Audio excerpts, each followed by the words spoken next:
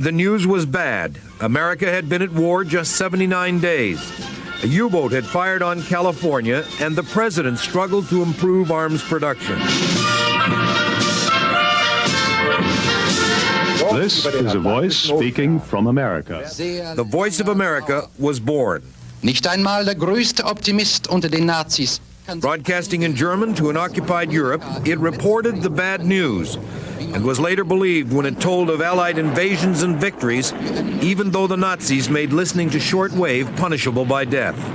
Shortwave radio did help sap German resistance, but many Americans, and particularly those in Congress, felt very uneasy about a service they equated with propaganda, and they wanted it closed down.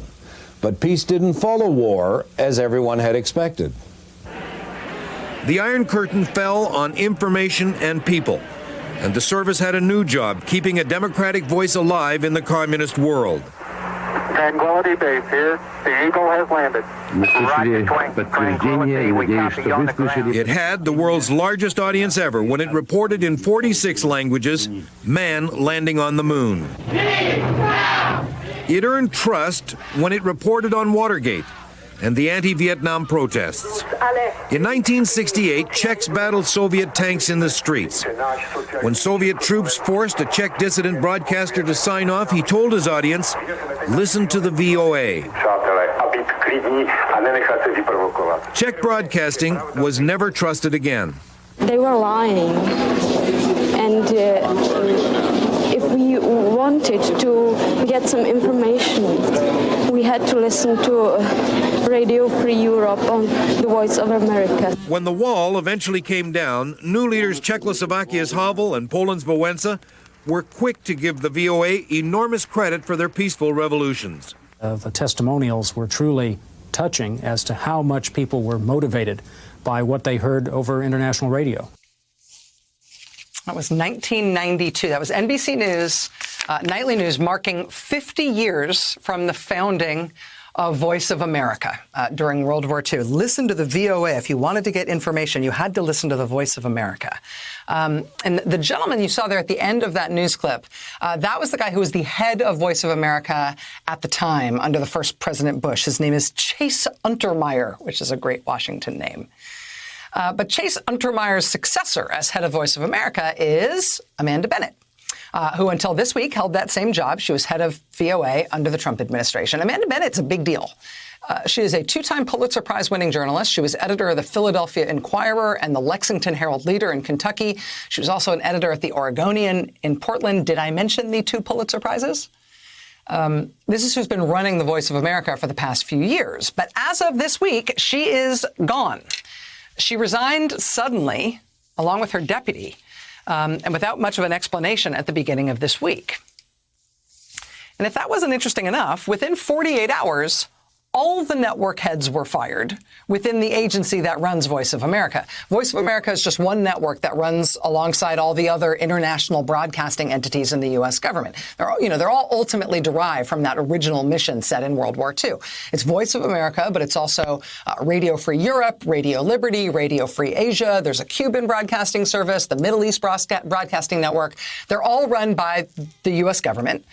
They are all supposed to be totally insulated from any domestic partisan politics in this country. They are supposed to be straight news organizations that bring both the values of the free press and actual free, unbossed journalism to the world, courtesy of the American people.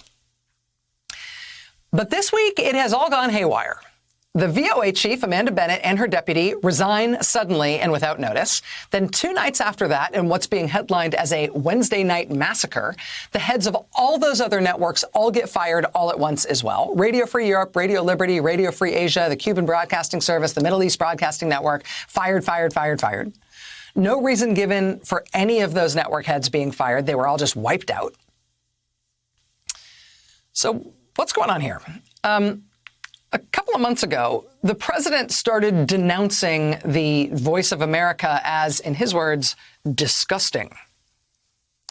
And that seemed kind of out of the blue, but, welcome to the Trump era.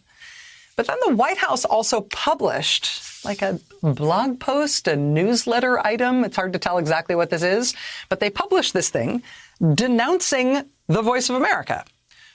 specifically because VOA had the temerity to run an AP article. They ran an Associated Press article on their website about China lifting its lockdown in Wuhan for the coronavirus.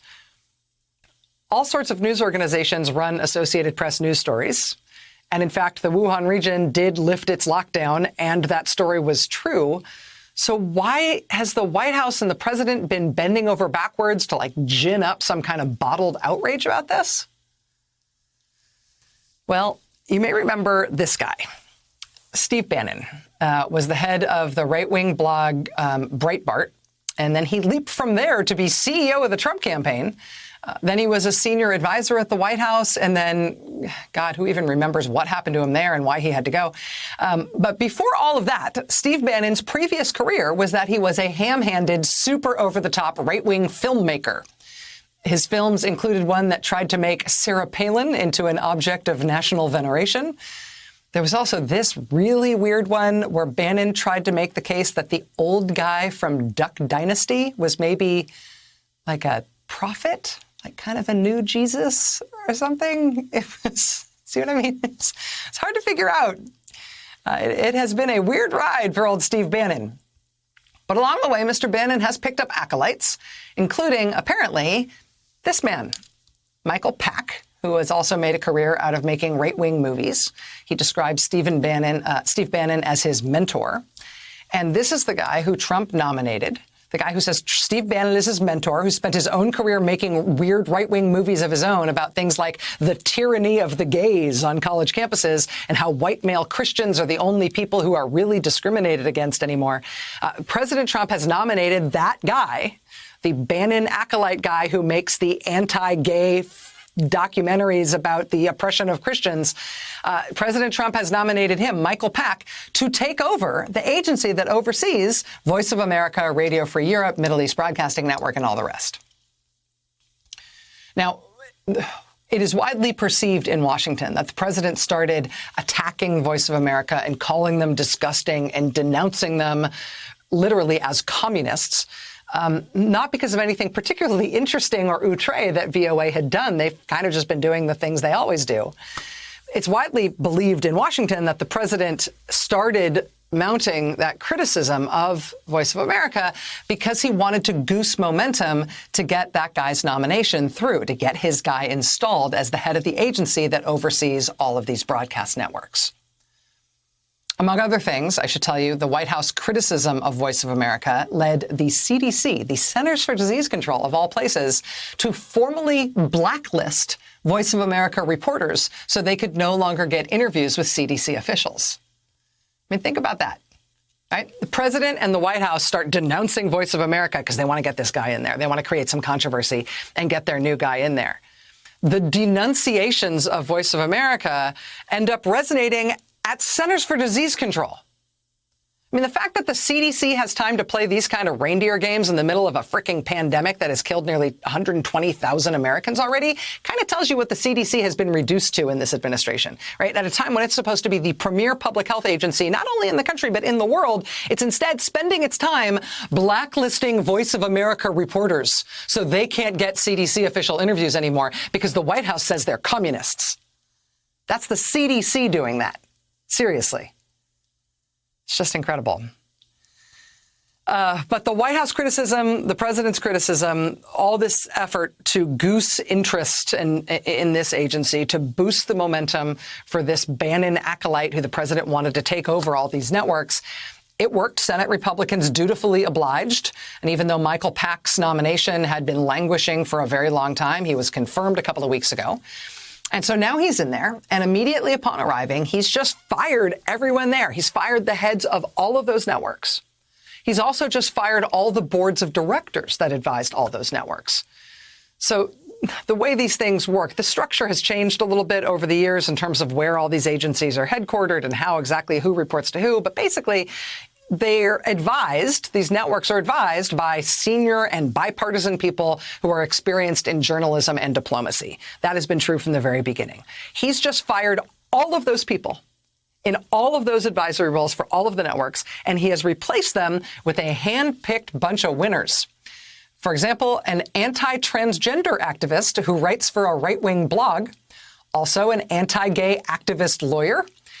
Also an advisor to Ben Carson, who already has a full-time job in the government, and somebody who also works full-time in Mick Mulvaney's office. Also, he named himself, Michael Pack picked himself to be the chairman of all of those boards, advising all of those networks, where he's just fired all of the heads of the networks and fired everybody who was advising them and put in his little club full of Cub Scouts who he handpicked to advise them instead.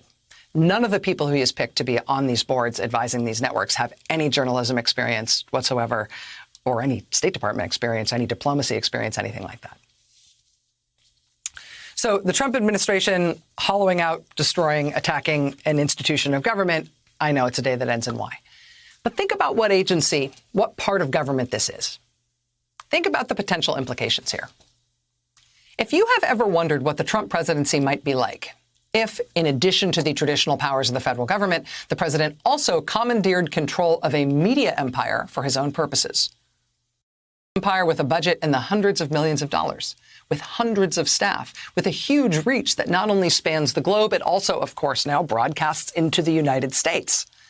If you've ever wondered what a Trump presidency might be like, with a huge media outlet added to it, well, let's see. Because what just happened this week, in the middle of everything else, was a hostile takeover of the U.S. Agency for Global Media, a sudden decapitation of all of its leadership, the removal of all experienced advisors, and the installation of Steve Bannon's guy to run it all. Here we go.